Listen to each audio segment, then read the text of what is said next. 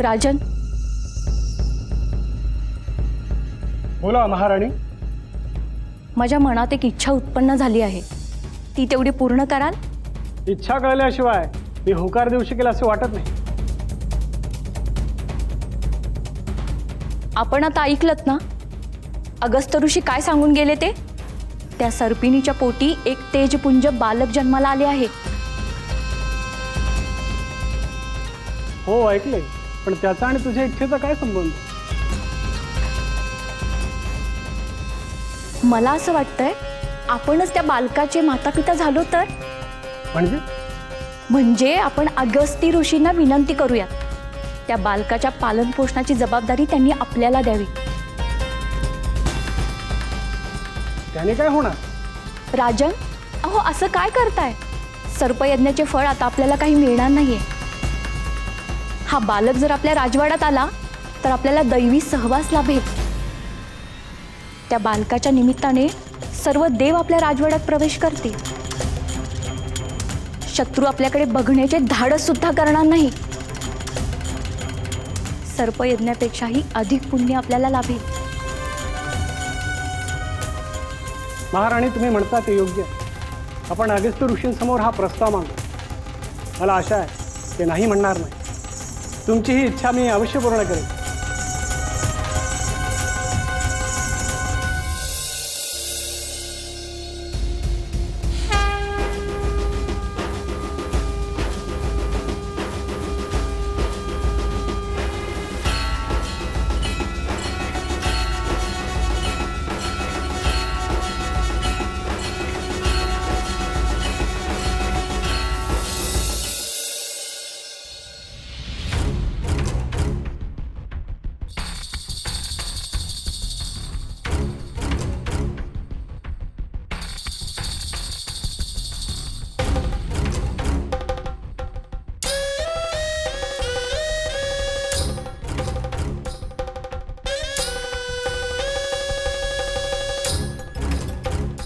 प्रणाम ऋषीवर.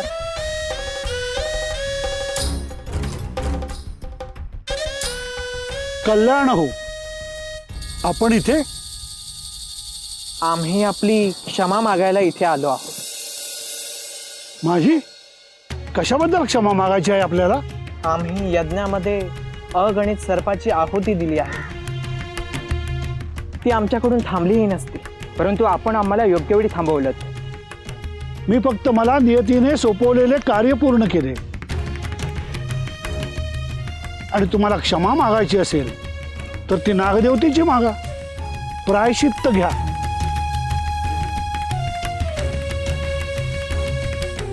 तेच जाणून घेण्यासाठी आम्ही इथे आलो आहोत. आपण सुचवाल ते प्रायश्चित्त आम्ही घेऊ. हे पहा, यापूर्वी असा यज्ञ कोणीही केलेला नाही. त्यामुळे अशा पातकासाठी असणारं प्रायश्चित्त कुठेही नमूद केलेलं नाही. पण मग आम्ही काय करावं? तुम्ही आता महादेवांची आराधना करा. त्यांना प्रसन्न करून घ्या. तेच तुम्हाला या पातकातून मुक्तीचा मार्ग सांगते. ठीक आहे, आम्ही महादेवाची अहोरात्र पूजा करतो. ऋषीवर, आमची त्या दिव्य बालकाला पाहण्याची इच्छा आहे. तुर्तास तरी ते शक्य होणार नाही. हे बालक कोणाकडे सुपूर्त करायचे हे निश्चित झाल्याशिवाय ते स्थान कोणालाही दाखवता येणार नाही. पण ऋषीवर, आपण सांगितल्याप्रमाणे त्या सर्पिणीचा प्राण वाचविण्यासाठी आम्ही तो यज्ञ लगेच थांबविला. आम्हाला त्याचे फक्त दर्शन घेऊ द्या. मला तशी अनुमती नाही. ते बालक विधिलिखित माता पित्यांकडे सोपवले की मी तुम्हाला ते ठिकाण सांगेन. त्यावेळी तुम्ही त्यांना पाहायला जाऊ शकता. जय भोलेनाथ. जय भोलेनाथ.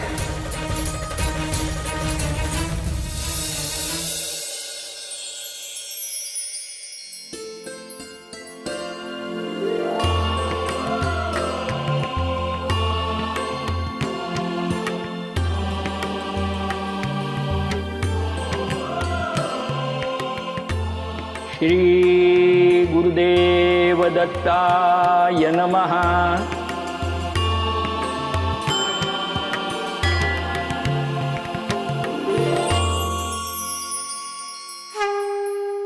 आजोबा, तुम्ही तुमच्या इच्छेप्रमाणे या मूर्तीमध्ये शक्तिपात करू शकता. माझी अनुमती आहे तुम्हाला.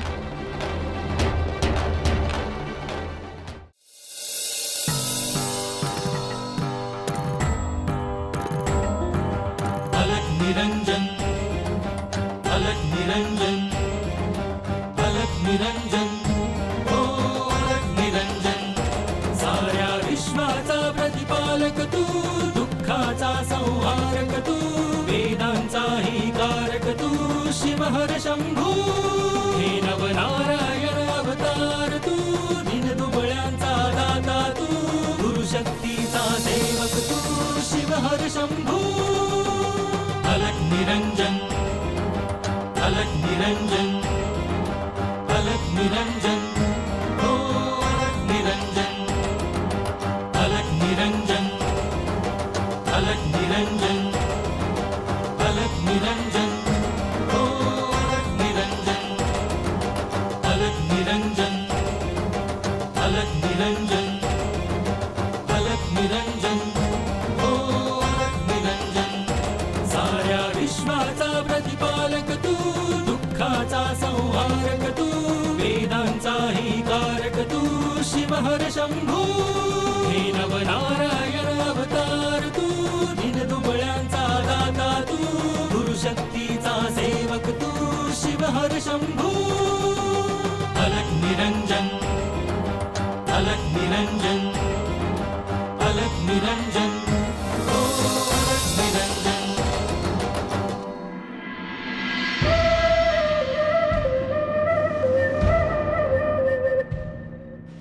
माई, अण्णांना शक्तिपात करायचंय हे तुला आधीपासून ठाऊक होतं का ग? नाही, मला ह्याने त्याबद्दल काहीच सांगितलं नाही. इतके दिवस त्यांची जी पूजा साधना, जे उपवास चालले होते त्याचा अर्थ आत्ता लागतोय. श्रीपादने सांगितलं तेव्हा समजलं मला. श्रीपादला पुढं घडणाऱ्या घटना घडतात हे आधी कळतं ना, याचं मला नवलच वाटतं बाई. परंतु मला हे समजत नाही, शक्तिपात करण्यासाठी श्रीपादची अनुमती घ्यावी असं का वाटलं असेल त्यांना?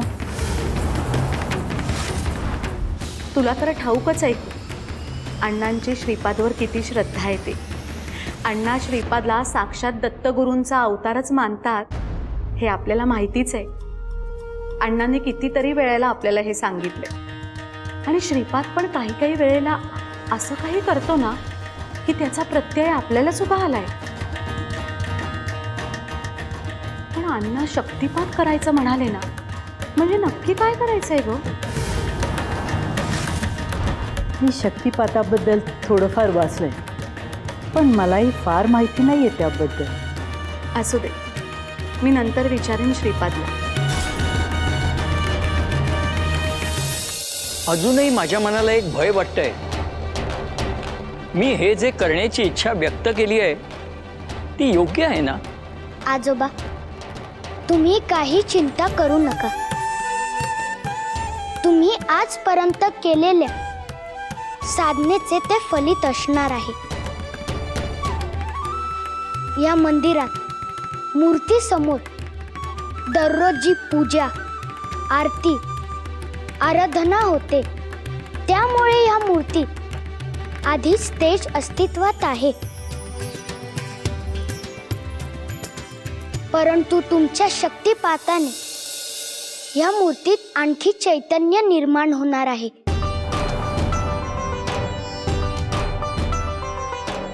पण हे मी प्रथमच करत आहे.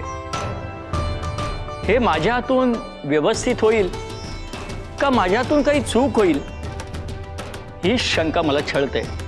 आजोबा, सगळं काही व्यवस्थित होईल. तुम्ही मूर्ती समोर हात जोडा, देवाचे स्मरण करा आणि शक्तिपात करा.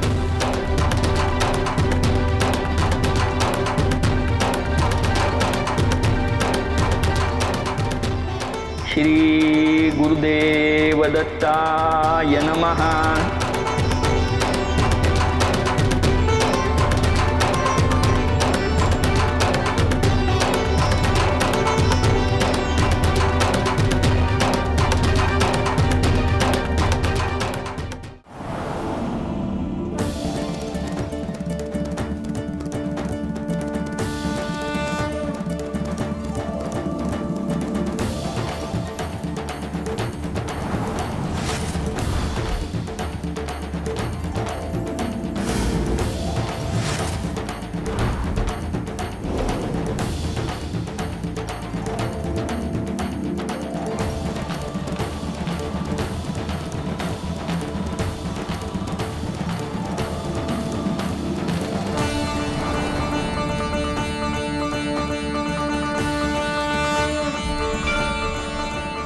आजोबा, तुम्ही केलेला शक्तिपात योग्य रीतीने संपन्न झाला आहे. आता या मूर्तीमध्ये संपूर्ण ब्रह्मांडाचे चैतन्य निर्माण झाले आहे. इथून पुढे या मूर्तीच्या दर्शनाने त्रिदेवांसहित सकल देवतांचे आशीर्वाद लाभतील. हा शक्तिपात होताना या मंदिरात जे तेज निर्माण झालेले ते तेज कोणीही पाहिलेले नसावे, कारण आपल्याला हे गुप्त ठेवावं लागणार आहे. आपण येताना तर मंदिराबाहेर कोणीच नव्हतं. हे तेज इतके प्रखर होते की दुरून ही दृष्टीस पडू शकते. त्यामुळे आपण लगेच निघूया. चला.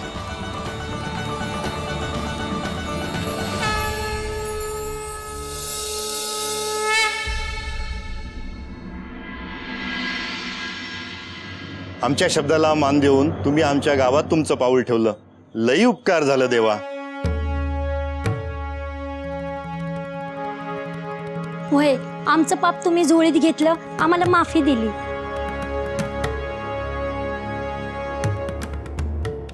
तुमच्याकडून ती चूक का घडली ते ठाऊक आहे मला,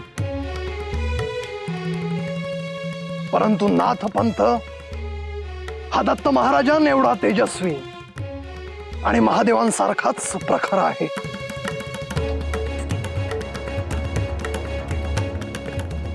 त्यामुळे कोणी नाथपंथाला दूषण दिली तर साधा होणे अटळ आहे.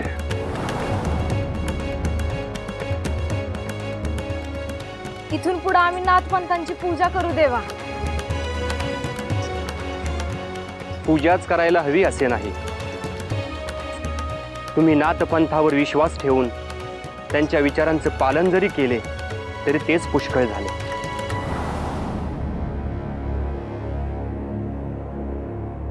पृथ्वीवर अनेक संत विभूती तसेच परमेश्वराची भक्ती साधना करणारे लोक भ्रमण करत असतात. या भ्रमणतीच्या मार्गात ते तुमच्या दारी आलेत म्हणजे फक्त भिक्षा मागण्यासाठी आलेत असे होत नाही. ते तुमच्याकडून अन्नाची भिक्षा जरी घेत असले तरी त्याच सोबत ते तुमच्या वेदना दुःखही घेऊन जातात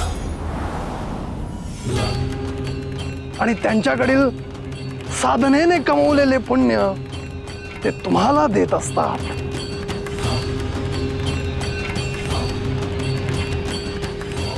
त्यामुळे अशा लोकांना भिक्षा दिल्याने तुम्हाला तुमच्या संसारात काहीही कमी पडणार नाही, उलट तुमची वृद्धीच होईल.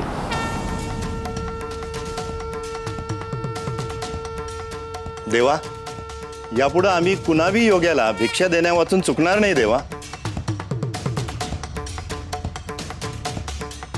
परंतु भिक्षा तितक्याच सन्मानानेही दिली गेली पाहिजे,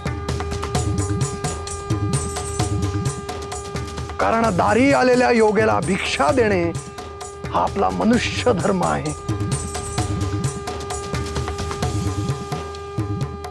पाणी आणि चतकोर तुकडा जरी दिला तरी त्याचे फार मोठे पुण्य आपल्याला लाभते. कदाचित एक क्षण आपण ते सगळं मनुष्याला देतोही, परंतु तुमच्या दारी एखादा मुका जीव जरी आला तरी त्याला अन्नाचे 2 घास आपण द्यावेत, हेच आपले कर्तव्य आहे. आणि आपले कर्तव्यच आपली परंपरा आहे.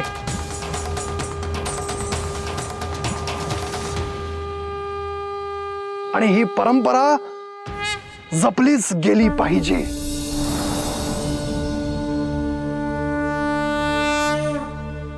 आम्ही ते पाळू देवा. होय होय.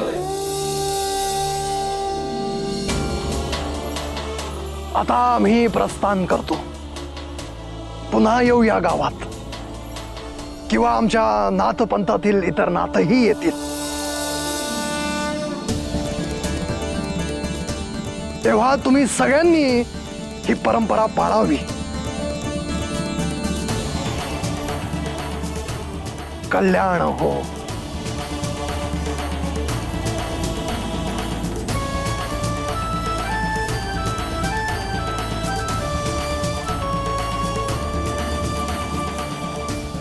आदेश अलख निरंजन.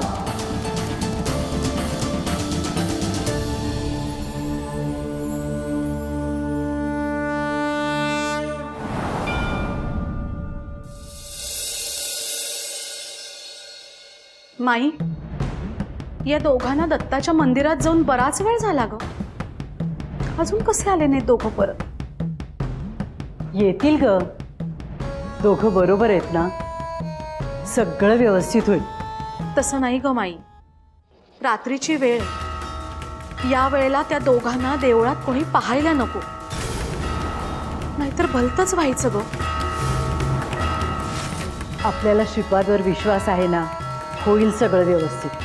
श्रीपादच्या याच गोष्टीचं मला खूप भय वाटतं.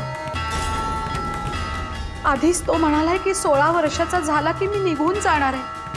श्रीपाद निघून गेल्यावर माझं कसं होईल ग बाई? आपण करू यावर काहीतरी उपाय. मी यांना म्हटलंय, श्रीपादला असे कसे जाऊन देऊ आपण?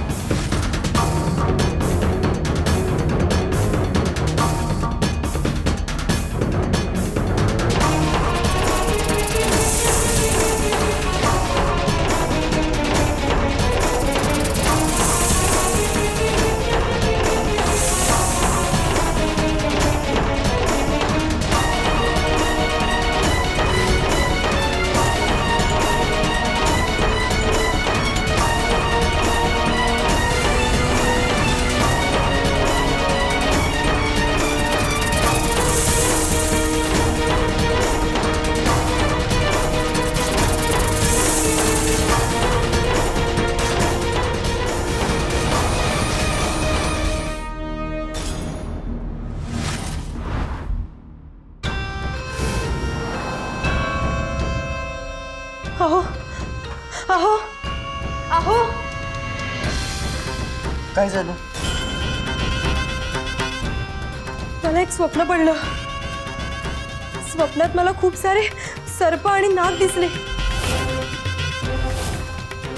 नागदेवता स्वप्नात आले? शुभ संकेत आहेत.